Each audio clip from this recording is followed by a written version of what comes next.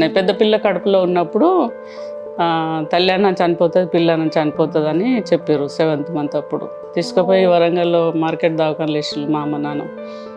అక్కడ వేస్తే అన్నీ 2 నెలలు దవాఖానలు ఉండే. అక్కడ అసలు మెడికల్ ఫెసిలిటీస్ కూడా ఉండవు. ఆడ అబ్బో 200 మందికి ఒక బాత్రూమ్ ఉండే. చచ్చిపోయిన ఆడ ఒక 40-50 బెడ్లు ఉండే. హాల్లో ఉండే నేను.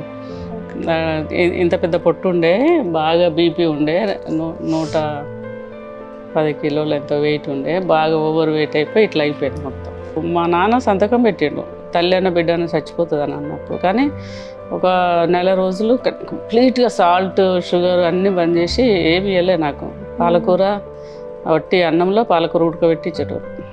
అంటే అలాంటి డైట్ ఇచ్చి కొంచెం కంట్రోల్ అయిన తర్వాత అప్పుడు వాళ్ళు డెలివరీ టైంలో కూడా చూసి చేశారు. లక్గా ఇద్దరం సేఫ్ ఉన్నాం.